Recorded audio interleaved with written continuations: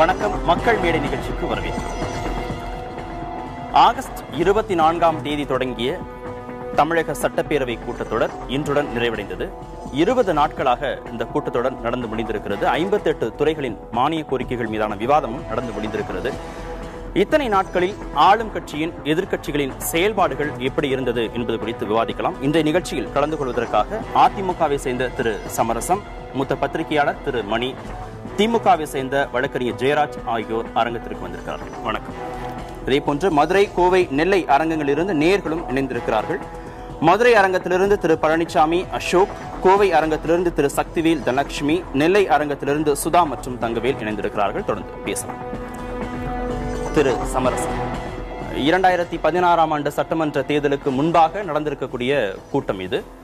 மிக முக்கியமாக கடந்த இந்த ஆட்சி காலத்தில் பார்க்கக்கூடிய மிக முக்கியமான கூட்டத்தொடராகவும் இது பார்க்கப்படுகிறது. உங்களுடைய செயல்பாடுகள் எப்படி இருந்ததாக நீங்க பாக்குறீங்க? எதிர்க்கட்சிகளுடைய செயல்பாடுகள் எப்படி இருந்ததா நீங்க பாக்குறீங்க? அடுக்கி வரினும் அழிவு இலான் உற்ற இடுக்கண் இடுக்கண் படும் என்பது வள்ளுவம்.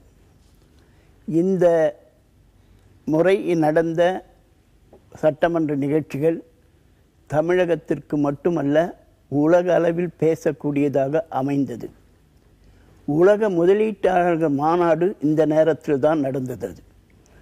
தமிழகம் இதுவரை காணாத அளவிற்கு பெருந்தொகையை மிகப்பெரிய அளவில் ஈர்த்து தமிழகம் எதிர்காலத்தில் ஒரு நல்ல நிலையில் வளர்ச்சி பெறுவதற்குரிய வாய்ப்பிற்கு அது அடித்தளமிட்டிருக்கிறது. அதுபோலவே இலங்கையில் அவ்வப்போது நடந்து வரக்கூடிய பல்வேறு பிரச்சனைகளை வைத்து இலங்கை மீதான போர்க்குற்ற விசாரணையை எப்படி நடத்த வேண்டும் என்று சட்டமன்றத்தில் கொண்டு வந்த தீர்மானம் இந்தியா மட்டுமல்லாமல் உலகத் தமிழர்களெல்லாம் போற்றும் வகையில் அமைந்திருக்கிறது என்பது எனது கருத்து. அது மட்டுமல்லாமல் புரட்சி தலைவி அம்மா அவர்கள் முதலமைச்சர் 110 விதியின் கீழ் மிக மிக தேவையான பல்வேறு திட்டங்களை அறிவித்திருக்கிறார்கள். இந்த சட்டமன்ற நிகழ்ச்சி மக்களுக்கு, நாட்டுக்கு, ஆட்சிக்கு, அனைத்திந்திய அண்ணா திராவிட முன்னேற்ற கழகத்திற்கு மிகப்பெரிய வரப்பிரசாதமாக அமைந்திருக்கிறது என்பது எனது கருத்து. எதிர்க்கட்சிகளை பற்றி சொல்லவே இல்லை நீங்க.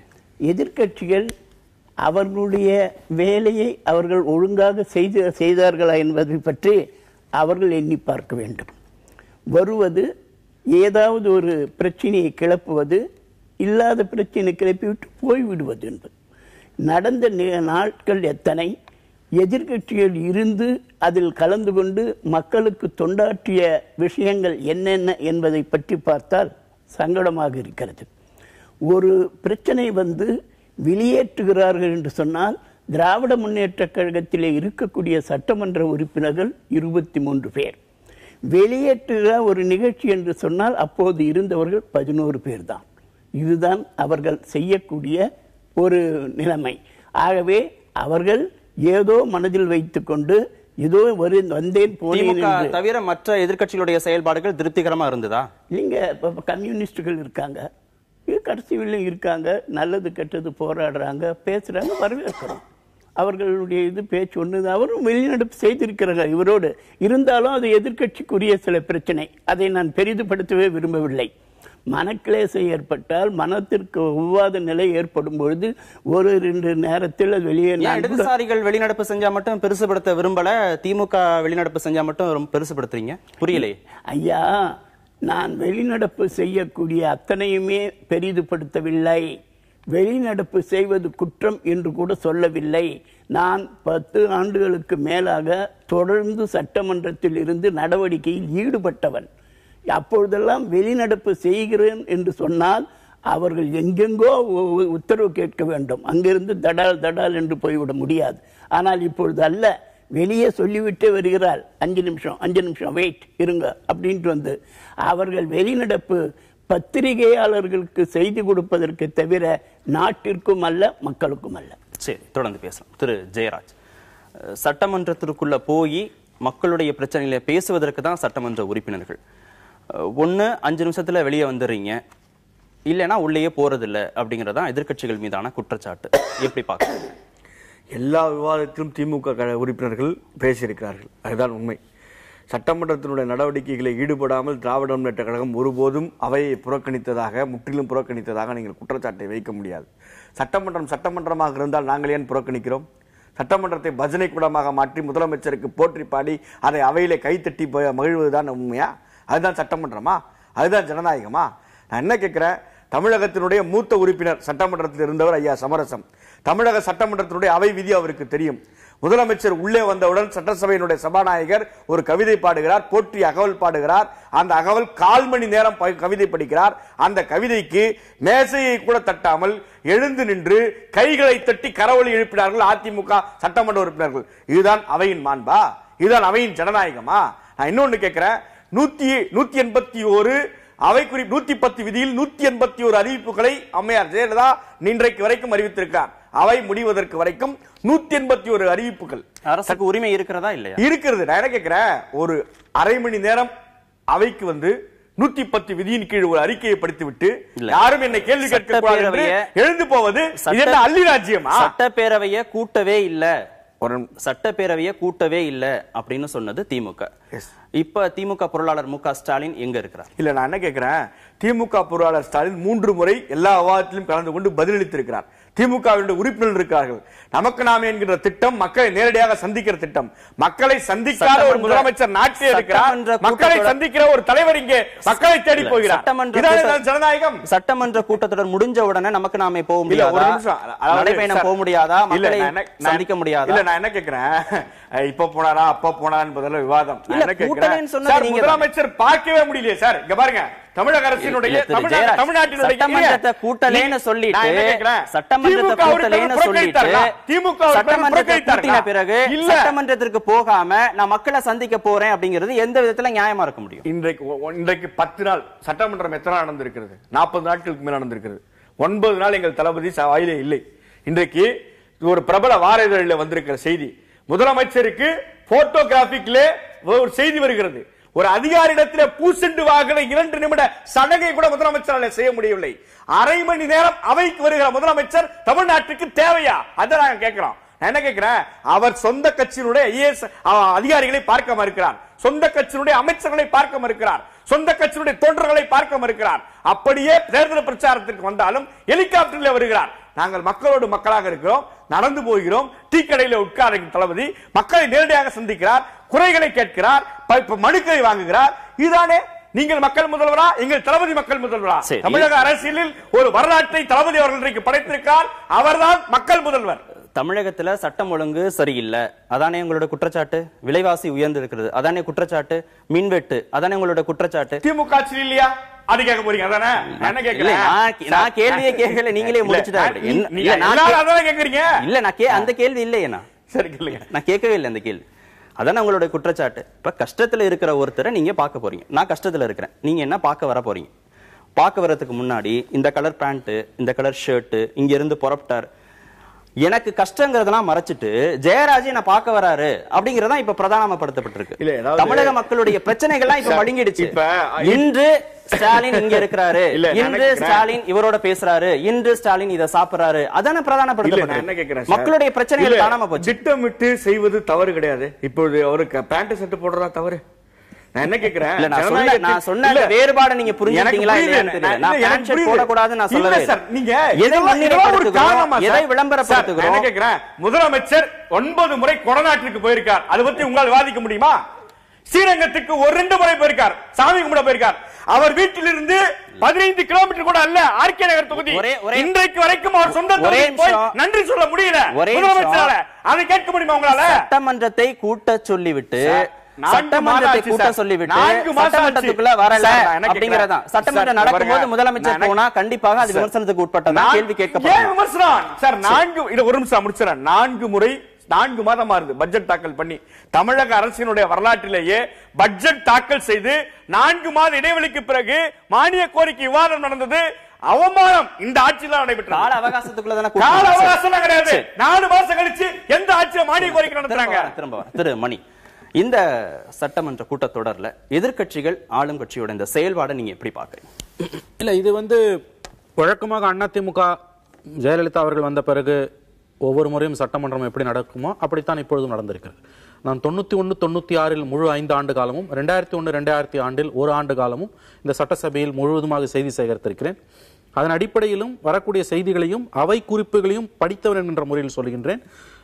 வழக்கமா இது எப்படி அதிமுக ஆட்சியில சட்டசபை நடக்குமோ அப்படிதான் நடக்குது. பெரிய அளவில் எதிர்க்கட்சிகளுக்கு பேச வாய்ப்புகள் மறுப்பது, அவர்களுடைய அளவுகோல்களின்படியே 110 விதியின் கீழான அறிக்கைகளை சுவமோட்டோ ஸ்டேட்மெண்ட் அவற்றை விடுவதெல்லாம் இந்த ஆட்சி காலத்தில், அது குறிப்பா இந்த கூட்டத்தொடரில் ரொம்ப அதிகமாக நடந்திருக்கிறது. இந்த 110 விதியின் கீழ் அறிக்கைகளை படிப்பது, முதலமைச்சர் அவர்கள் படிப்பது என்பது உரிமை இருக்கிறது, அரசுக்கு உரிமை இருக்கிறது, அது வேறு விஷயம். ஆனால் அது அரிதினும் அரிதாகத்தான் அது செய்ய வேண்டும். ஏனெனில் 110 அறிக்கையின் கீழ் நீங்கள் படிக்கக்கூடிய அத்தனை விஷயங்களுக்கும் கேள்விகள் கேட்க முடியாது.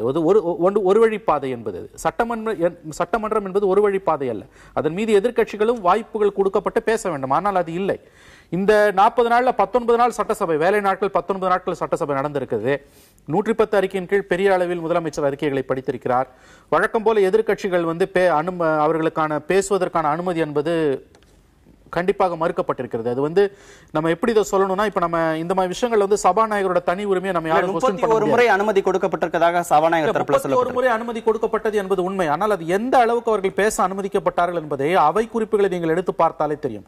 4 வரிகள் எதிர்க்கட்சி உறுப்பினர் பேசினால் 40 வரிகள் ஆளும் கட்சியிலிருந்து குறுக்கீடுகள் இருக்கும். ஆனால் இதில் இருக்கக்கூடிய ஒரு சிக்கலை நாம் கவனிக்க வேண்டும். இவை எல்லாமே சபாநாயகரின் தனி உரிமை சம்பந்தப்பட்டது.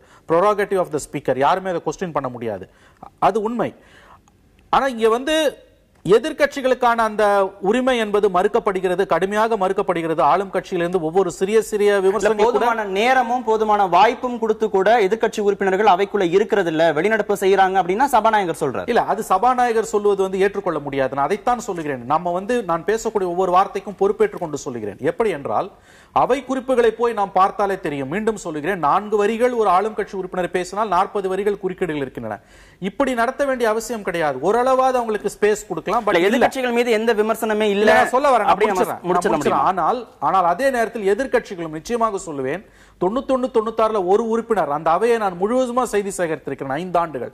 பரிதி இளமொழுதி என்ற ஒரு உறுப்பினர் இன்னைக்கு அதிமுக இருக்காரு. அவரு அந்த ஒரு உறுப்பினர் அன்னைக்கு அதிமுக அரசாங்கத்தை கேள்வி கேட்டது போல இன்றைக்கு இவர்களால் 23 உறுப்பினர்களை வைத்துக் கொண்டோ அல்லது தேமுதிக கிட்ட 22 உறுப்பினர்களை வைத்துக் கொண்டோ மற்ற அத்தனை எதிர்க்கட்சிகளும் சேர்ந்து கூட அன்று ஒரு உறுப்பினர் செய்தது போல இவர்களால் இன்று செய்ய முடியவில்லை. இவங்களும் தங்களுடைய ஸ்ட்ராட்டஜியை சரியா வடிவமைக்கல அப்படின்றது என்னுடைய குற்றச்சாட்டு. ஆனால் பிரதான குற்றச்சாட்டாக நான் வைக்க விரும்புவது, என்னுடைய விமர்சனம் என்பது இந்த அவையில் எதிர்க்கட்சிகளுக்கான பேசுவதற்கான வாய்ப்பு என்பது மறுக்கப்படுகிறது என்பது அவ்வளவாக ஒதுக்கி தள்ளிவிட முடியாத ஒரு கடுமையான குற்றச்சாட்டு. அதில் பெரிய அளவில் உண்மை இருக்கிறது என்றுதான் நான் நம்புகிறேன். சரி, நம்ம தொடர்ந்து பேசலாம். மதுரை நேயர் பழனிசாமி.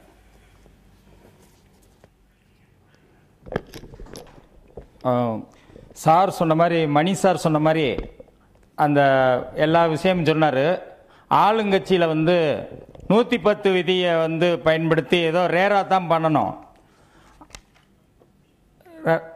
ஆனால் அதிகமாக அதை பயன்படுத்தி அறிவிக்கிறதுன்றது ஒரு இதான சபைக்கு முன்னதாரம் இல்லாமல் போயிடுது. அதோட ஏடிஎம்கே பற்றி நான் சொல்லணும்னா, ஏடிஎம்கேல அண்ணன் சமரச அண்ணனுக்கு கேட்குறேன். அவர் சபையில் ஏற்கனவே ஒரு சீனியரு. அவர் என்ன சொல்றாரு அப்படின்னா, சபாநாயகர் துதிபாடும் இடம் அல்ல. ஏன்னா கான்ஸ்டியூஷன் ரைட்ஸில் written constitution, unwritten constitution, flexible constitution, rigid constitution இருக்கு. அதில் நம்ம இதில் சபாநாயகர் என்ன பணியை செய்யணும், அவர் எப்படி இருக்கணும், சபை மாண்பு எப்படி கடைபிடிக்கப்படணும், முதல்வர் எப்படி இருக்கணும்ன்றதெல்லாம் இருக்கு. அந்த விதிகள் கடைபிடிக்கப்படுவதில்லை. திமுக பொறுத்தவரைக்கு நமக்கு நாமே பழனிசாமி நம்ம விளக்கம் கேட்கலாம். திரு சமரசம், அரிதிலும் அரிதாதான் பயன்படுத்தணும் 110 விதிய, ஆனா இங்கே அளவுக்கு அதிகமாக பயன்படுத்தப்படுகிறது அப்படிங்கறத எப்படி பாக்குறீங்க, எப்படி நீங்க நியாயப்படுத்துறீங்க? அதாவது 110 முதலமைச்சர் வெளியிடுகிறார். அதுதான் எல்லாருக்கும் இப்ப கண்ணு உறுத்துறது. படகுல போறான் 10 பேரு, பாதி வழியில நின்று போகுது. அதுல என்னடான்னா பெட்ரோல் ஆயிடுச்சுன்னு சொல்றான். சரி, அந்த கேன் குடுறா, நான் போய் எடுத்துட்டு வரேன்னு ஒரு வாங்கினவன் தண்ணி மேல நடந்தே போறான். எல்லாரும் கை கொட்டி சிரிக்கிறாங்க. டே, இவனுக்கு நீச்சல் அடிக்கவே தெரியலடா அப்படின்னு சொல்லி பேசுறாங்க. அது மாதிரி அது குற்றச்சாட்டு. மக்கள் விரோதமா அதில் ஏதாவது இருக்குதா? ஏதாவது இந்த மக்களுக்கு உதவாத விஷயம் இருக்குதா? தேவையான விஷயங்களை புரட்சி தலைவி அம்மா முதலமைச்சர் எமர்ஜென்சி இருக்கு. அதுக்காக அதை பயன்படுத்துறேன்னு அப்பப்ப பயன்படுத்த முடியுமா? நீங்க தேவைக்கு தாங்க, அதுக்கு மேல அதுல எல்லாம் மிக மிக அதாவது மணி ஒரு விஷயத்தை குறிப்பிட்டாரு, நீங்க அதை கவனிச்சீங்களா இல்லையான்னு தெரியல. நானே ஏங்க அது ஒரு வழிப்பாதை இல்லைங்க, எதிர்க்கட்சிகளுக்கு விவாதம் பண்ணுவதற்கு அதுல வாய்ப்பே இல்ல. இல்ல சட்டமன்றத்தில் நான் 3 முறை இருந்தவன். எதிர்க்கட்சிகள் எந்தெந்த அளவிற்கு ஆலோசனை சொல்வார்கள், எந்தெந்த அளவிற்கு அறிவுரை சொல்வார்கள், எப்படியெல்லாம் நீங்கள் நடத்த வேண்டும் என்று சொல்லக்கூடிய தகுதியை அவர்கள் வளர்த்திருந்தார்கள். இப்பொழுது எதிர்கட்சிகளாக இல்ல, எதிரி கட்சிகளாக இருக்கிறார்கள். எதற்கெடுத்தாலும் ஏதோ விதண்டாவாதம், மக்களுக்கும் உதவாது தனக்கும் எதையாவது இது கலைக்கணும், கலாட்டா பண்ணணும், அது வெளியேறணும், அதுக்காகவே பேசக்கூடிய பேச்சு. நீங்க இதுக்கு விளக்கம் சொல்லலாம், நான் நேர்ட்ட போயிட்டு வரேன். ஓகே, கோவை நேயர் சக்திவேல். வணக்கம். 2023 விஷன் 2023 சொல்லிட்டு சென்ற முறை ஜெயலலிதா அம்மையார் ஜெயிலுக்கு போகிறதுக்கு முன்னாடி 5 ஸ்டார் ஹோட்டல்ல பெரிய கான்ஃபரன்ஸ் நடத்தினாங்க, ஒரு பெரிய விஷன் வச்சிருந்தாங்க. அந்த விஷன்ல எவ்வளவோ திட்டங்கள் அறிவிச்சாங்க, அதெல்லாம் என்ன ஆச்சுன்னு தெரியல. பிளஸ் தேர்தல் அறிக்கையில, அதிமுக தேர்தல் அறிக்கையில ஏகப்பட்ட விஷயங்கள் தெரிவிச்சிருந்தாங்க, அதை பண்றேன் இதை பண்றேன். பிளஸ் 110 விதியில 189 முறை பல்வேறு திட்டங்கள் அறிவிக்கப்பட்டிருக்கு. அது தொடர்பாக ஏதாவது ஜிஓ பாஸ் பண்ணிருக்காங்களா, ஏதாவது நடைமுறைப்படுத்தப்பட்டுள்ளதா? இப்ப இந்த 19வது சட்டமன்ற தொடர்ல 216 அம்மா உணவகங்கள் புதுதா ஆரம்பிக்கிறேன்னு சொல்லியிருக்காங்க. ஏற்கனவே அறிவித்த அம்மா உணவகங்கள் நடைமுறைப்படுத்தப்பட்டுள்ளதா? கோவையில் அறிவித்த அம்மா உணவகங்கள் ஆரம்பிக்கப்பட்டுள்ளதா? ஆரம்பித்த உணவகங்கள் முறையாக நடைமுறைப்படுத்தப்பட்டுள்ளதா? மேலும் திரு மணி அவர்கள் குறிப்பிட்டார்கள், நான் கடந்த 10 வருடங்களாக சட்டமன்றத்தை தொடர்ந்து பார்த்து கொண்டு வருகிறேன், குறிப்பிட்டு வருகிறேன், அவை குறிப்புகளை இந்த விதத்திலே திட்டங்கள் செயல்படுத்தப்படலன்னு சொல்லியிருக்காரு திரு ஜெயராஜ். ஏன் எல்லாத்தையும் முதலமைச்சர் 110 விதியின் கீழ் அறிவிப்பை வெளியிடுறாங்க, ஏன் எதிர்க்கட்சிகளுக்கு வாய்ப்பே கொடுக்கறது இல்ல அப்படின்னு அவர்கிட்ட கேட்டதுக்கு, எதிர்க்கட்சிகள் தங்களை தகுதிப்படுத்திக்கல அப்படின்னு சொன்னாரு. ஏன் இன்னும் நீங்க தகுதிப்படுத்திக்காமே இருக்கீங்க? இது நகைச்சுவையான பதில் அவருக்கு பொறுத்த வரைக்கும். எங்களை பொறுத்த வரைக்கும் இது வேதனையான பதில். எப்படின்னு கேட்டீங்கன்னா, 110 விதியின் கீழ் அவர் அறிவித்தார். இன்னைக்கு வரைக்கும் 181 அறிவிப்பு படிச்சிருக்காரு. அதுல 10% அது நீங்க செஞ்சிருந்தீங்கன்னா நீங்க சொல்றது நியாயம். 110 விதியின் கீழ் அவர் என்ன வேணா செய்யட்டும்னு. மோனோ ரயில் திட்டம் தேவை நாட்டிற்கு, மெட்ரோ ரயில் திட்டம் வேஸ்ட், மோனோ ரயில் திட்டத்தை நான் கொண்டு வருவேன் என்று சொன்னார் அம்மையார். இதே 110 விதியில இன்னைக்கு வரைக்கும் உங்களுக்கு தெரிஞ்சு எங்கேயாவது மோனோ ரயில் திட்டத்துக்கு அடிக்கல் நாட்டிருக்காங்களா? 110 விதியின் கீழ் அறிவிக்கப்பட்டதான் இது. அதை விட இன்னொன்னு சொல்லிட்டா, தமிழ் தாய்க்கு சிலை வைப்போம் மதுரையிலன்னு சொன்னாங்க, இன்னை வரைக்கும் அடிக்கல் நாட்டிருக்காங்களா? சென்னை மதுரை மாநகராட்சியில இப்போ இன்னொரு மெட்ரோ ரயில் விடுவோம், இன்னொரு மோனோ ரயில் திட்டம் விடுவோம்னு சொன்னாங்க, இன்னை வரைக்கும் உண்டா? ஸ்பெஷல் எக்கனாமிக் ஜோனை உருவாக்குவோம்னு சொன்னாங்க, இன்னை வரைக்கும் உண்டா?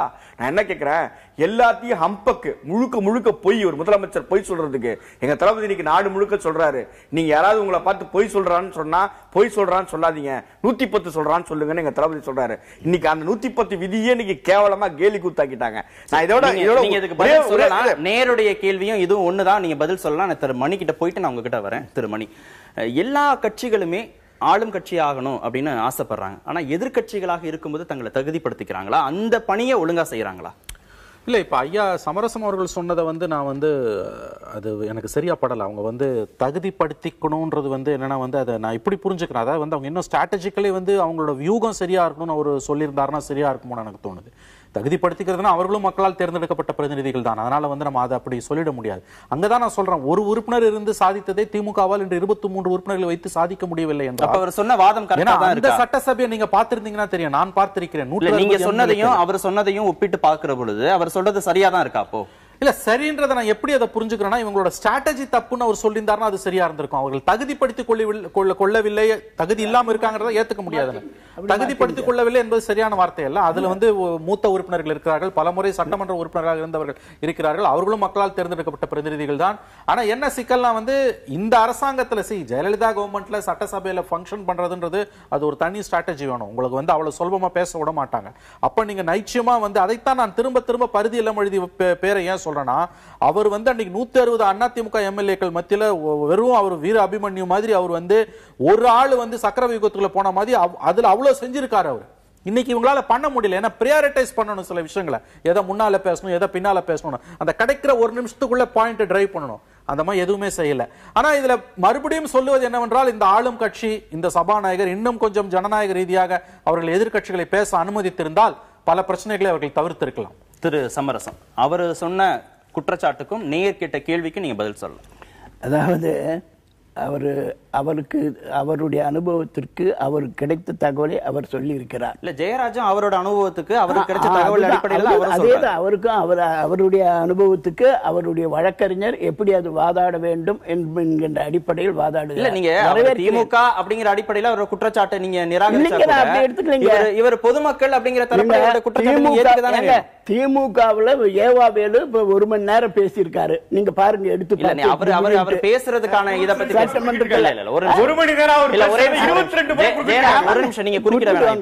அவர் சொல்றது நேர் சொன்னது இவ்வளவு திட்டங்களை அறிவிச்சிருக்கிறீங்களே செஞ்சிருக்கிறீங்களா? அதான் நேர் கேட்ட கேள்வியும் ஜெயராஜ் கேட்ட கேள்வி. பாருங்க 110 திட்டத்தின் கீழ் அம்மா அவர்கள் அறிவிப்பதில் 90% முடித்து விட்டார்கள். 10% இவர் சொல்லக்கூடிய சில பிரச்சனைகள் வரும். அது அந்த அரசு இது மட்டுமே செய்ய மாதிரியான சின்ன திட்டங்கள்லாம் அந்த 10% வரும். அந்த 2 அப்படி வருமே தவிர மற்றதல்ல. ஒண்ணு. ரெண்டாவது அம்மா உணவகம் பத்தி நண்பர் சொன்னார். இதெல்லாம் நான் அவர்கிட்ட கேட்டுக்கிறது, உங்க மூலியமா கேட்டுக்கிறது, இந்த இந்திய துணைக்கண்டத்தில் தமிழ்நாட்டில் தான் அம்மா உணவகம் ஏற்படுத்தி மிக நல்ல முறையிலே செயல்படுத்தி மற்ற மாநிலங்கள் எல்லாம் அதை வகைப்படுத்தி முறைப்படுத்தி அவங்க நடத்தி கொண்டிருக்கிறார். அவர் சொன்னது என்னன்னா ஏற்கனவே அறிவிக்கப்பட்ட அம்மா உணவகங்கள் செயல்பட. அதுதாங்க கேக்குறேன், என்ன இருக்குது அப்படிங்கறது அவர் எழுதி அனுப்பிட்டு தலைமை கழகத்துக்கு நான் அவருக்கு பதில் அனுப்புறேன். எப்ப அது என்ன நடந்துச்சுன்றத அவருக்கு சொல்றேன். அதான் நானும் சொல்றேன். நீங்க இதே மாதிரி தான் மதுவிலக்கு பேசும்போது மதுவிலக்கு மானிய கோரிக்கை வரட்டும் பொறுத்துருங்க. நீங்க முடிஞ்சு போச்சு சட்டமன்ற கூட்டத்தொடர். என்ன அறிவிச்சாங்க? என்ன அறிவிக்கணுமோ அதை அறிவிச்சாங்க. என்ன அறிவிப்பு நாட்டு மக்களுக்கு தங்கத்துக்கு தாலி கொடுக்கறன்னு பெருவிட்டு தாலி இருக்கிற வேலையை ஒரு அரசாங்கம் செய்யலாம். சாராயம் விற்கிறாங்க சார். சாராயம் விற்கிறது மட்டுமல்ல, முதலமைச்சரே சாராயம் காட்டுறாங்க. அதான் கொடுமை. இதுவரைக்கும் வந்து மற்ற மாநிலத்துல எந்த மாநிலத்திலும் கிடையாது. தமிழ்நாட்டுல தான் மிடாஸ் ஒரு தொழிற்சாலை வச்சு முதலமைச்சர் சாராயம் விற்கிறாங்க, சாராயம் காட்டுறாங்க. அதனால கூட மாட்டாங்க. எழுந்து போக வேண்டியது இது மாதிரி எல்லாம் முதலமைச்சர் சாராயம் காட்டுறாரு சொல்லிட்டு அந்த மாதிரி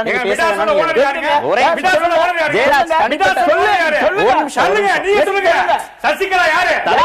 சம்பந்தம் இல்லாத சொல்லுங்க.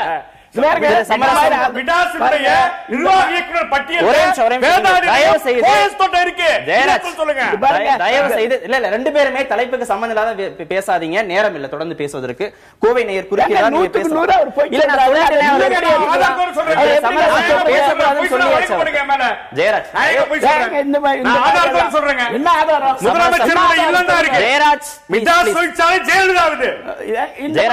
ஆதாரம் இல்லாத குற்றச்சாட்டு தயவு செய்து இந்த மாதிரி நீங்க சொல்ல வேண்டாம்.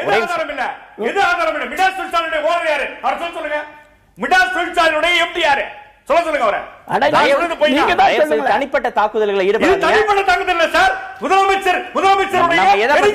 எதை பத்தி பேசிட்டு இருக்கோம்? சட்டமன்றத்தை பத்தி பேசிட்டு இருக்கோம். கோவை நேயர் நீங்க குறுக்கிடலாம். சக்திவேல். திரு சமரசம் அவர்களே, சட்டமன்றத்தில் நீங்கள் அமைதியாக அம்மா புகழ் பாடி மேஜையை தட்டி பேசுவது போலவே இங்கேயும் பேசிக் கொண்டிருக்கிறீர்கள். எங்களுக்கு அளிக்கப்பட்ட சிறு எதிர்க்கட்சிகளைப் போல எங்களுக்கு அளிக்கப்பட்ட சிறு வினாடியில் நான் கேட்கும் ஒரு கேள்வி, 2023 விஷன் பிளஸ் தேர்தல் அறிக்கை பிளஸ் 110 விதியின் கீழ் 181 முறை அறிவிப்புகள் பிளஸ் 2,11,000 கோடி ரூபாய் முதலீடு, இவை எல்லாவற்றிலும் சேர்த்து நீங்கள் 90% திட்டங்களை நிறைவேற்றி விட்டதாக தற்பொழுது கூறினீர்கள். அப்படி என்றால் தமிழகம் 90% கல்வி, வேலைவாய்ப்பு, மக்களின் ஆரோக்கியம் அனைத்திலும் தன்னிறைவு பெற்று விட்டதா? சரி, நான் நேருக்கு ஒரு விளக்கம் கொடுத்துக்கிறேன். சட்டமன்றம் வந்து நேரடி ஒளிபரப்பு கிடையாது, இது நேரடி ஒளிபரப்பு. அதனால இங்க எதையும் ஒளிச்செல்லாம் மறைச்செல்லாம் பண்ண முடியாது. எல்லோருக்கும் இங்க நேரம் கொடுக்கப்படுகிறது. உங்களுக்கு எதிர்கட்சிகள் மாதிரி சிறு நேரம்லாம் வழங்கப்படல, பகிர்ந்துதான் அளிக்கப்படுகிறது. நீங்க சுருக்கமா பதில் சொல்லுங்க. இப்போ கல்வி எந்த அளவிற்கு வளர்ந்திருக்கிறது, எத்தனை சதவீதம் இந்த ஆட்சி வரும்போது இருந்தது, இப்பொழுது எத்தனை, கல்லூரிகள் எத்தனை இருந்தது, இப்பொழுது எத்தனை, இப்பொழுது நீங்கள் சொல்லக்கூடிய எந்த துறையில் நாம் பலவீனமாக இருக்கிறோம், நீங்கள் ஏதாவது சொன்னால் ஒரு கணக்கை போட்டு கேளுங்கள், அதற்கு நான் பதில் சொல்கிறேன். பொதுவாக தயவு செய்து வேண்டாம். தெரிந்து கொள்ளுங்கள், தெரிந்து கொண்டு என்னிடம் கேளுங்கள். பதில் சொல்வதற்குத்தான் நாங்கள் ஆளுங்கட்சியாக இருக்கிறோம். மக்கள் ஓட்டு போட்டு தேர்ந்தெடுக்கப்பட்டவர்கள். நாங்கள் இப்படி ஏதாவது சொல்லி பேசும் நீங்கள் சொல்வதை போல நீங்கள் ஏதோ ஒரு கட்சியாக இருக்கட்டும், சந்தோஷம். ஆனால் எங்கள் கடமையை அதை பற்றி கவலைப்பட வேண்டிய அவசியம் இல்லை. அதாவது நான் இப்போ ஏடிஎம்கே சார் சமரசம் சார்கிட்டையும் திமுக ஜெயராஜ் சார்கிட்டையும் தான் அந்த பொதுவான கேள்வியை கேட்க விரும்புறேன். இப்போ இவங்க 110 விதியின் கீழே அவ்வளவு அறிக்கையும் வெளியிட்டு இருக்காங்க. அதனாலதான் எங்களால பதில் எதுவும் பேச முடியல அப்படின்னு ஜெயராஜ் சார் குற்றச்சாட்டு சொல்றாங்க. ஆனா இவங்க என்ன செய்யறாங்க, எலெக்ஷன் இப்போ சட்டசபை தேர்தலில் நடக்கக்கூடிய அந்த 19 நாள் ஸ்டாலின் எல்லா பக்கமும் போய் மக்களா நேரா இருந்து எல்லார்கிட்டையும் பேசுறாங்க. இந்த சட்டசபை கூட்டத்தொடரில் கலந்துகிட்டு முதலமைச்சர் ஜெயலலிதா கிட்ட மக்களுக்கு என்னென்ன தேவையோ அதை கேள்வி கேட்டுட்டு அதுக்கப்புறம் இந்த மக்களோட சுற்றுப்பயணத்தை செஞ்சிருக்கலாம்ல. சரி, நான் கேட்ட கேள்விதான் நல்ல கேள்வி. நான் திரும்ப சொல்ல 7 லட்சம் கிலோமீட்டர் எங்கள் தளபதி இந்த 5 ஆண்டுகளில் பயணித்திருக்கிறார்.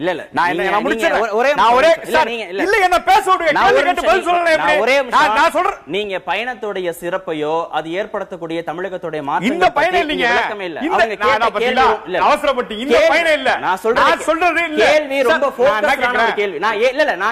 நான் ஏன் குறுக்கிடுறேன்னா, நான் ஏற்கனவே கேட்ட முறைக்கும் நீங்க ஒழுங்கா பதில் சொல்லல. எப்படி நான் ஒழுங்கா பதில் சொல்ல? நீங்க இப்ப நேர் கேட்ட கேள்விக்கு நீங்க பதில் சொல்ல. ஒரே நிமிஷம், சட்டமன்ற கூட்டத்தொடர்ல கலந்துகிட்டு இந்த பயணத்துக்கு போயிருக்கலாமே அப்படிங்கிறது உங்களோட பதில் என்ன? 23 உறுப்பினர்களில் 21 உறுப்பினர் வெளியில இருக்கிறார். 22 உறுப்பினர் சட்டசபையில பங்கேற்கிறோம். ஒன்று. இரண்டாவது கேள்வி முடிச்சிடறேன் நான். இரண்டாவது கேள்வி, 11 பேர் தான் இருந்தாங்க. 11 பேர் தான் இருந்தாங்க. ரிகார்ட் இருக்காங்க. என்னைக்கோ ஒரு நாளைங்க நீங்க சொல்றது. என்ன நீங்க அவர் கேட்ட கேள்வி நான் பதில் சொல்றேன், சரிங்களா? 21 உறுப்பினர், ஒரு உறுப்பினர் இல்லாதனால அவையில் என்ன நடந்துருச்சு? ஒண்ணு இல்ல, அரை மணி நேரம் முதலமைச்சர் அவைக்கு போறாங்க. வெறும் அரை மணி நேரம். நீங்க இப்ப ஸ்டாலின் இல்ல கேள்வி இல்ல, ஸ்டாலின் வெறும் ஒரு உறுப்பினர் அப்படிங்கறது நீங்க ஏத்துக்கிறீங்களா சார்? முதலமைச்சர் சட்டசபையில் உட்கார தயாரா? 3 நேரம் உட்கார தயாரா சட்டசபையில? 3 மணி நேரம் இல்ல, 4 மணி நேரம் சட்டசபை நடக்குது. உட்கார தயாரா முதலமைச்சர்? அரை மணி நேரம் வர்றாங்க, 110 விதியில கேள்வி கேட்கறாங்க, போயிட்டே இருக்காங்க, பதில் சொல்றாங்க. ஏன் ஸ்டாலின் சட்டமன்றத்துக்குள்ள போகலன்னு நேர் கேள்வி கேட்டா, 3 முறை பேசிருக்காருங்க, 11 நாள் கலந்துருக்காருங்க, மொத்தம் 40 நாளுங்க. 11 நாள் கலந்துருக்கு, 9 நாள் தான் கலந்துக்கல. 9 நாள் கலந்துக்கல. இது குற்றச்சாட்டா? ஒரு 40 நாள் நடக்கிற சட்டசபையில 9 நாள் கலந்துக்கல. சரி, நீங்க இதுக்கு முன்னாடி முதலமைச்சர் இருந்தாங்களே ஜெயலலிதா, சட்டசபைக்கு வந்தாங்களா? கொடநாட்டுல போய் 9 நாள் ஒரு சட்டசபை நடக்கிறப்போ கொடநாட்டுல இருந்தாங்களே, ஏன் அது கேட்க மாட்டீங்களா? இல்ல, ஸ்டாலின் என்ன பேசிருக்காரு? நாங்க என்ன கேக்குறோம்? மக்கள் சேவைக்கான பொறுப்புணர்வை உணர்ந்து செயல்படுத்துவோம் அப்படின்னு போய் பயணம் போகும்போது பேசுறாரு. மக்கள் சேவைக்கான பொறுப்பை உணர்ந்து செயல்பட வேண்டிய இடம் எது? சட்டமன்றம். அங்க பணியாற்றணும், அங்க மக்களுடைய பிரச்சனைகளை எடுத்து சொல்லணும். அத சொல்லாம என்ன அவசரம்? சார் ஒண்ணு நல்லா புரிஞ்சுங்க. நீங்க சொல்ற 9 நாள் கழிச்சு அந்த பயணத்தை மேற்கொண்டிருக்க கூடாது. நான் திமுக நான் சொல்றது விட்டுருங்க. கிருஷ்ணசாமி என்ன சொல்றாரு? மார்க்சிஸ்ட் சவுந்தரராஜன் என்ன சொல்றாரு? பாட்டாளி மக்கள் கட்சி கணேஷ்குமார் என்ன சொல்றாரு? 35 வெட்டு தீர்மானத்தை அதிமுக கொடுத்திருக்கு, 24 தீர்மானத்தை பாட்டாளி மக்கள் கட்சி கொடுத்திருக்கு, மார்க்சிஸ்ட் கம்யூனிஸ்ட் கட்சி 16 தீர்மானத்தை கொடுத்திருக்கு. எல்லா தீர்மானத்தின் மீதும் விவாதம் நடத்தாமல் இந்த அரசு ஒத்திவைக்கிறது. அது தனி கேள்வி, அதுக்கு அவர் பதில் சொல்லுவார். அது தனி கேள்வி. 23 ஒரு உறுப்பினர் வெளியே இருக்காருன்னா நேர் கேட்ட கேள்விக்கு பதில் இருக்கா இல்லையா? இல்ல, நேர் கேட்ட கேள்விக்கு பதில் இருக்கா இல்லையா? 23 உறுப்பினர் உள்ள இருக்கோம் சார். எங்க ஜனநாயக கடமை ஆற்றுறோம் சார். இன்னொரு சொல்றேன் உங்களுக்கு. சுதா, ஒரே நிமிஷம். சுதா, ஒரே ஒரு உறுப்பினர் இல்ல அப்படிங்கறதுனால ஒரு பெரிய அளவுல பாதிப்பு இல்ல அப்படிங்கிறார். தப்பு. அதாவது சார் இல்ல, இப்ப இவங்க சொல்றது நான் எல்லாத்தையும் ஒத்துக்கிடுறேன். ஆனா இவங்க இப்ப இந்த மாதிரி உள்ளக்குள்ள 110 விதியின் படிக்கலன்னா கூட இவங்க இதே மாதிரிதான் அங்க போய் சட்டசபையவே நடத்த விடாம ஏதாவது வாக்குவாதம் பண்ணி சபையை கலைச்சிருக்க மாதிரி ஒரு நிலைமை ஏற்பட்டிருக்கும் அப்படின்னு அம்மா நினைச்சிருந்து கூட ஒருவேளை 110 விதியை யூஸ் பண்ணிருக்கலாம்ல. சரி, இல்ல சரி. மதுரை நேயர் அசோக், யூகத்தின் அடிப்படையில் கேட்கறதுலாம் பதில் எப்படி சொல்றது? ஐயா வணக்கம். நான் இப்போ கேட்குறது ஐயா சமரச ஐயாட்டையும் ஜெயராஜ் ஐயாட்டையும் கேட்குறேன். இந்த 110 விதியின் அடிப்படையில் 181 அறிவிப்பில் அறிவிச்சிருக்கிறாங்க. பெருந்தலைவர் காமராஜர் ஆட்சி காலத்திலும் சரி, புரட்சி தலைவர் எம்ஜிஆர் ஆட்சி காலத்திலும் சரி, எந்த அளவுக்கு எதிர்கட்சிக்காரர்கள் அமைதியாக இருந்து ஆளுங்கட்சிக்காரர்கள் சொல்லக்கூடிய அந்த கருத்துக்களை ஆமோதிச்சு எப்படி விளக்கங்களை கொடுத்து மக்களுடைய தேவைகளை எப்படி நிவர்த்தி பண்ணாங்களோ அதே காலகட்டத்திலேயும் இன்னைக்கு அதே கொள்கைகளை பின்பற்றக்கூடிய இது இரண்டு கட்சிகளும் விவாதங்கள் நடத்துகிற தருணத்தில் ஏன் மக்களுடைய குறைகளையே இவங்க ஏற்றுக்கொண்டு மக்களுடைய நிறைகளை அவங்க செய்ய மறுக்கிறாங்க தான் எங்க கேள்விங்க. 110 விதியின் கீழ் வந்துட்டு கோயம்புத்தூர்ல வந்துட்டு ஒருங்கிணைந்த பேருந்து நிலையம் அமைக்கப்படும் என்று முதல்வர் அறிவித்திருக்கிறாரா? அதற்கான என்ன நடவடிக்கை எடுத்துள்ளது? இந்த அறிவிப்புக்கு பின் எந்த விதமான வேலை பற்றியோ ஒப்பந்த புள்ளி கேட்ப பற்றியோ எந்த அறிவிப்பும் வராதது ஏன்? கோவை மாநகருக்கு அறிவிப்பு வந்ததான்னு தெரியல, எப்ப வந்ததுன்னு எனக்கு தெரியல. அதை வந்து சொன்னா அதனுடைய பொசிஷன் என்னன்னு சொல்லிட்டு நான் அறிஞ்சு சொல்றேன். 2014 நவம்பர் மாசம் அறிவித்திருக்காங்க கோவைக்கு. அதுக்கப்புறம் வந்து வண்டலூர் பக்கத்துல 2013 அறிவிச்சாங்க வண்டலூர் பேருந்து நிலையம், புதிய பேருந்து நிலையம். சார் அவங்க சொல்றது கோவை 2014, கோவை வந்து 13, வண்டலூர் அறிவிக்கப்பட்டது. இன்னை வரைக்கும் எந்த திட்ட நடவடிக்கை எடுக்கல. அதனுடைய முழு விவரம் சொல்றேன். இப்ப இன்னும் அது இன்னும் இப்ப என் கையில இல்ல. கண்டிப்பா சொல்றேன், அது கண்டிப்பா வரும். இல்ல நீங்க தலைமை கழகத்துக்கு உங்க பெயர் போட்டு டாக்டர் சமரசம் எம்எல்ஏ தலைமை கழகம் சென்னை நீங்க போட்டு அனுப்புங்க, உங்களுக்கு பதில் வந்து சேரும். நீங்க எந்த கேள்வி கேக்குறீங்களோ அந்த கேள்விக்கு என்ன இப்ப நேயர்கள் கேட்கறது வந்து பதில் கிடையாது. இன்னும் மிக குறைந்த மாதங்கள்லாம் நீங்க ஆட்சியில இருக்க போறீங்க. எப்பயோ அறிவித்த திட்டங்கள்லாம் கிடப்பட கிடைக்கே, புதிதாக திட்டங்கள் அறிவிக்கிறீங்களே அப்படிங்கிற கேள்விக்கு இது சரியான பதிலா இருக்க முடியாது இல்லையா? பதில் அனுப்புறதுங்கிறது எந்த விதத்துல சரியா எல்லாம் பூர்வாங்க வேலைகள் முடிச்சிருப்பாங்க. இடம் தேர்ந்தெடுத்து அங்கிருந்து கான்ட்ராக்ட் விட்டு அது செய்யறது. இது எத்தனை வருஷம் ஆயிப்போச்சு? வருஷம் கணக்கு. எங்க அபார்ஷன் திட்டமா நாங்க போடுறோம் கருணாநிதி மாதிரி. நாங்க எந்த திட்டம் போட்டாலும் தாமதமானாலும் அது நிறைவேறும். 4.5 வருஷம் கழிச்சு எப்படி நிறைவேறும்? சரி, 4.5 வருஷம் இல்ல, நீங்க எந்த இதுல இருந்தாலும் மக்களுடைய திட்டங்களை போடுறோம், நிச்சயமா அது வெற்றி பெறும். அதில் ஏதாவது குறை இருந்தா நிவர்த்தி பண்ணிக்குவோம். சரி திருமணி, புதிதாக திட்டங்களை போடுறாங்க. ஏற்கனவே அறிவித்த திட்டங்கள் அப்படியே கிடப்பில் இருக்கு. இதுக்கும் ஆயிரக்கணக்கான கோடி ரூபாய்க்கு நிதி தேவைப்படுகிறது. அதற்கெல்லாம் ஒரு தெளிவான வரையறை இல்ல, தெளிவான தகவல் இல்ல அரசு கிட்ட. ஆனா திட்டங்கள் மட்டும் புதிதாக அறிவிக்கப்படுகிறது அப்படிங்கிற குற்றச்சாட்டை எப்படி புரிஞ்சுக்கலாம்? என்ன நோக்கத்துல அரசு இது போன்ற புதிய திட்டங்களை தொடர்ந்து அறிவிக்குது? இதுதான் சிக்கலே. 110 இருக்கக்கூடிய சிக்கலே இதுதான். நீங்க வந்து ஒரு திட்டத்தை அறிவிக்கிறீங்க, தொடர்ச்சியா 110 அறிவிச்சுட்டே போறீங்கன்னா வந்து சோமோட்டோ ஸ்டேட்மெண்ட் அது யாரும் கேள்வி கேட்க முடியாது, விவாதங்கள் அனுமதிக்கப்படுவதில்லை. அப்ப ஏற்கனவே இந்த ஆட்சியோட ஆரம்ப காலத்திலிருந்து 2011 இவர்கள் அறிவித்த பல திட்டங்கள் வந்து இன்னைக்கு செயல்படுத்தப்படாமல் இருக்கிறது என்பது ஒரு பரவலான குற்றச்சாட்டு. அதில் உண்மையும் இருக்கிறது. சில திட்டங்கள் செயல்படுத்தப்பட்டு விட்டன, அதை நாம் மறுக்க முடியாது. ஆனால் முக்கியமாக வந்து 110 தொடர்ச்சியா வந்து நீங்க அறிவிச்சுக்கிட்டே போவீங்க. ஸ்டாக் டேக்கிங் வாங்க, அதுல என்ன நிறைவேற்றப்பட்டிருக்கிறது அல்லது வந்து ஓரளவு நிறைவேற்றப்பட்டிருக்கிறதா என்பது போன்ற எந்த தகவல்களையும் யாரிடம் போய் யார் கேட்பது? நீங்க ஆர்டிஐ இல்ல இப்ப வந்து மோனோ ரயில்ல இருந்து பல விஷயங்கள் வந்து இல்ல ஒரு வழி பாதையாக 110 பல ஸ்டேட்மெண்ட்ஸ் இருக்குது. நான் ஃபுல்லா சொல்ல விரும்பல. நான் இதுல வந்து நீங்க வந்து என்ன எவ்வளவு தூரம் நீங்க அச்சீவ் பண்ணிருக்கீங்க, எவ்வளவு தூரம் அச்சீவ் பண்ணலன்றது எல்லாருக்கும் தெரிந்து கொள்ளக்கூடிய ஒரு உரிமை இருக்கிறது. இப்ப கோயம்புத்தூர்ல இருந்து அந்த சகோதரி சொன்ன மாதிரி அது ஒரு அந்த மாதிரியான சிறிய விஷயங்கள்ல இருந்து பெரிய திட்டங்கள் வரைக்கும் எல்லாத்தையுமே நீங்க 110 அறிவிக்கக்கூடியதுல இருக்கக்கூடிய சிக்கல் என்னன்னு கேட்டீங்கன்னா, இப்ப 100 கணக்குல 200-300 திட்டங்களை நீங்க அறிவிக்கிறீங்கன்னா எதை செஞ்சீங்க எதை செய்யலன்றதுக்கான எந்த விதமான ஒரு வெள்ளை அறிக்கை என்பது ஒட்டுமொத்தமாக 2011 இன்று வரையில் அறிவிக்கப்பட்ட அத்தனை 110 திட்டங்களுடைய இன்றைய நிலை குறித்த ஸ்டேட்டஸ் பற்றி ஒரு வெள்ளை அறிக்கை வெளியிட்டால் நன்றாக இருக்கும். அது என்ன செய்ய போறாங்கன்னு தெரியல. இன்னொரு பாயிண்ட் நான் சொல்லிடுறேன் உங்களுக்கு. இந்த ஒட்டுமொத்த விவாதத்தோட சம்பந்தப்பட்டது சுருக்கமாக இந்த எல்லாத்துக்குமே எங்களை பேச விடலன்னு எதிர்கட்சிகள் சொல்வதும் இவர்கள் எதிர்கட்சிகளாக இருக்கிறார்கள் என்று ஆளும் கட்சி சொல்வதும் இது எல்லாவற்றுக்கும் முற்றுப்புள்ளி வைக்கக்கூடிய ஒரு வாய்ப்பு இருக்கிறது. நீங்கள் சட்டமன்ற நிகழ்ச்சிகளை நேரடியாக ஒலிபரப்புங்கள்.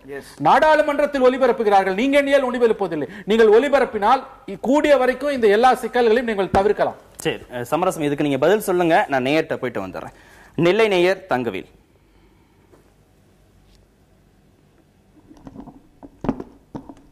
ஐயா வணக்கம்.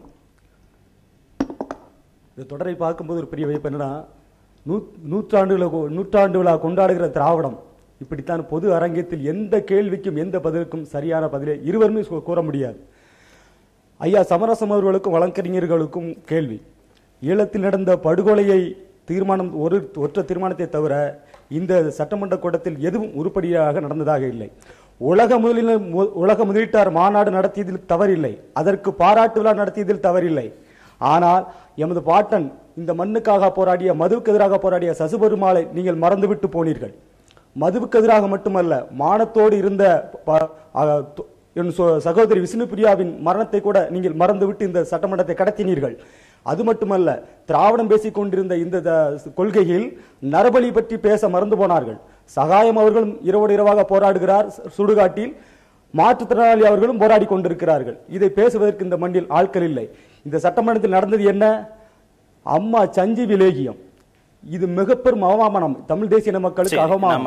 வருடத்திற்கு 28,000 கோடி ரூபாய் எனது மக்கள். ஒரே நிமிடம் நான்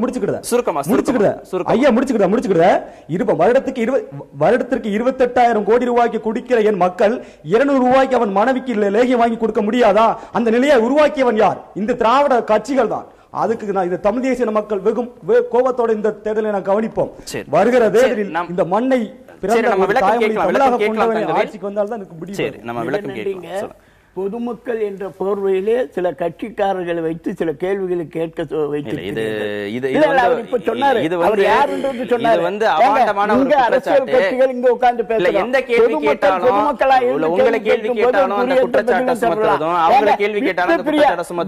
பிரியா விவகாரம் அது வர்றதுக்கு முன்னாடியே அவங்க எதிரி கட்சிகள் கேள்வி கேட்கறதுக்கு முன்னாடியே அதுக்கு இந்த அவர் கேள்வி கேட்கறதுக்கு முன்னாடியே நான் உங்ககிட்ட அந்த கேள்வியை கேட்டுட்டேனா இல்லையா?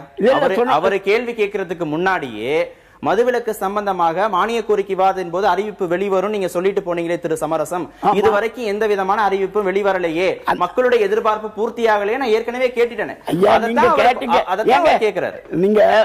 நான் அதுதான் சொல்றேன், உலகத்துல மது இல்லாத நாடு அது, இந்தியாவில மது இல்லாத மாநிலம். 2 பிரச்சனைகளை தமிழகத்தை சேர்ந்த எதிர்கட்சிகள் முன்னிலைப்படுத்துறாங்க. ஒண்ணு மதுவிலக்கு, சார் இத்தனை எங்க போனாங்க? மக்கள் தேர்தலை வச்சு இப்ப பண்றாங்க. எதிர்பார்ப்பு இருந்தது எல்லாமே தேர்தலை வச்சு. இவங்க நல்ல நிலையில இருந்து, நல்ல முறையில இருந்து, நாடு நல்லா இருக்கணும், நாம நல்லா இருக்கணும்ன்ற கேள்வி இருந்தால், அந்த எண்ணம் இருந்தால், அந்த அடிப்படையில் தன்னையே ஏங்க நான் குடிக்கிறதுல முடிவு பண்ண எவனை என்ன குடிக்க வைக்க முடியுமா? ஒரு கட்சிக்கார் அதை நீங்க தன்மையில இதுதான் எங்களுடைய நிலைப்பாடு அப்படிங்கறத நீங்க தெளிவா சொல்லி இருந்திருக்கலாமே. ஏற்கனவே எப்படி சொல்ல முடியும்? அந்த இது வரும்போது தான் சொல்ல முடியும். 6700 கடைகளை அதிமுக அரசு திறந்திருக்கு, டார்கெட் வைத்து குடிக்க வைக்கிறது. பள்ளிக்கூடம் மசூதிக்கு பக்கத்துல, சர்ச்சுக்கு பக்கத்துல கடை இருக்க கூடாதுன்னு சொல்லிருக்கு. நீங்க குறைங்க. 1,00,000 பேருக்கு கேரளாவில் ஒரு கடை, இங்கே 1,00,000 பேருக்கு ஒரு கடை. கேரளாவில் பக்கத்துல இருக்கிற மாநிலம் தானே 10% அவங்க கடையை குறைச்சிருக்காங்க. நியாயமான கேள்வி தானே. இதுக்கு அவங்களும் உங்களை குற்றச்சாட்டு சுமத்துவாங்க. நீங்க ஏன் செய்யணும் கேக்குறோம். நாங்க செய்யல, நீங்க செய்யுங்க. நாங்க செய்யல, நீங்க செய்யுங்க. எங்களை மாற்றி தானே உங்களுக்கு ஓட்டு போட்டாங்க, நீங்க செய்யுங்க. நீங்க ஆட்சிக்கு வந்தீங்கன்னா செய்யுங்க. நீங்க எதனா செய்யுங்க, எலெக்ஷனை வச்சு எதனா பேசுங்க. எலெக்ஷன் முடியவில்லை, அதுவும் இல்ல. எங்க வரீங்க? சரி ஐயா ஒரு நிமிஷம், எங்க வரீங்க? 7,000 கோடி நாங்க தள்ளுபடி பண்ணோம் முதல் கையெழுத்து. இப்போ வந்தா முதல் கையெழுத்து போடுவோம். எங்களுக்கு நாங்க செஞ்சிருக்கோம், இதையும் செய்வோம். பாருங்க. கோவை நேயர் சக்திவேல். வணக்கம் திரு சமரசம் அவர்களே, நீங்கள் நடிகராக இருந்து விட்டு அரசியலுக்கு வந்தவர், 3 முறை சட்டமன்ற உறுப்பினராக இருந்திருக்கிறீர்கள். இங்கே சட்டமன்றத்திலே மேஜைகளை தட்டி ஆடி பாடி அம்மா புகழ்களை பாடுகிறீர்கள். இது உங்களது சட்டமன்றம் அம்மா சட்டமன்றமாக இருக்கிறது. ஆனால் நாடாளுமன்றத்தில் லட்சக்கணக்கான மக்கள் வாக்களித்து தேர்ந்தெடுக்கும் சிறிய நேரத்தில் பொதுமக்கள் பார்வையிலிருந்து கேள்விகள் கேட்கிற போது இந்த மாதிரி நம்ம தனிப்பட்ட விமர்சனங்களை தவிர்க்கணும் அப்படிங்கறத எல்லாருக்குமே நம்ம அறிவுறுத்துறோம். நீங்க கேள்விகள் கேட்கிற போது இந்த மாதிரி தனிப்பட்ட விமர்சனங்களை வைக்கிற பொழுது அவர்களையும் உங்களால கட்டுப்படுத்த முடியாத ஒரு நெருக்கடியான ஒரு சூழல் உருவாகுது. உங்களுடைய கேள்வி என்ன, அதை நீங்க சுருக்கமா கேளுங்க சக்திவேல். அவர் கேட்டார் சார், நடிகர்களா நாடாளுமன்ற கேள்வி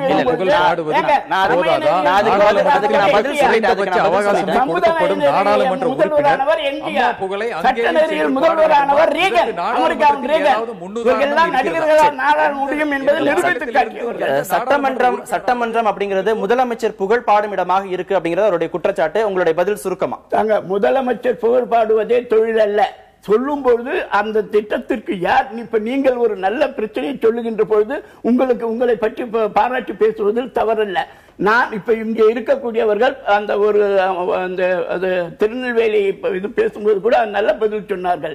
ஏன் 110 நீங்க இப்படி எல்லாம் பண்றீங்கன்றது தான் முதல்வர் அந்த மாதிரி கொண்டு வந்திருக்கிறார்னு அவர் சொன்ன அனுபவிச்சு சொன்னார். உங்களுக்கு சார்பா சொன்னதுனால நீங்க அந்த பதிலை மட்டும் நீங்க எடுத்துக்கிட்டீங்க. யார் யார் கட்சியில அதே இன்னொரு நேயர் கேள்வி கேட்கும்போது நீங்க கட்சிக்காரங்களை கொண்டாந்து வச்சு கேள்வி கேக்குறீங்க. நீங்க இதே நீங்க தான் சொன்னீங்க. கட்சின்றது எங்க யார் யாருன்றது நேர தோல் இல்ல, அதேதான். நீங்க உங்களுக்கு சார்பா கேள்வி கேட்கும்போது நீங்க அந்த நேர பாராட்டுறீங்க. உங்களுக்கு எதிராக கேள்வி கேட்கிற பொழுது நீங்க ஆளை வச்சு கேள்வி கேட்க சொல்றீங்க அப்படின்னு நீங்க தான் இப்ப இந்த விமர்சனங்களையும் இந்த பொது மேடையில முன்வச்சீங்க. அப்படி என்ன நிர்பந்தம் இருக்கிறது சொல்லுங்க. பொதுமக்கள் நீங்க ஊடகங்களை சந்திக்க மாட்டீங்க. ஊடகங்கள் வழியாக பொதுமக்களை சந்திப்பதற்கு உங்களுக்கு ஒரு அற்புதமான வாய்ப்பு கொடுக்கிறதா இந்த மேடையோட நோக்கமே தவிர உங்களை தனிப்பட்ட ரீதியில புண்படுத்தணும் அப்படின்னா யாருக்கும் எந்த விதமான பாடமும் எடுக்கிறது இல்ல. அது அந்த எல்லைகளை யாரும் தாண்டவும் விடுறது இல்ல. அப்படி தாண்டுகிற பொழுது அவங்க கண்டிப்பா கண்டிக்கப்படுறாங்க. அதனால பொதுமக்களுடைய கேள்விகளுக்கு பதில் சொல்ற அரங்கமாக இந்த மேடை தொடர்ந்து இருக்கும். அரங்கத்திற்கு வந்து உங்களுடைய கருத்துக்களை பதிவு செய்ததற்கு மிக்க நன்றி. நேர்களை மற்றொரு நிகழ்ச்சியில் சந்திக்கலாம். நன்றி, வணக்கம்.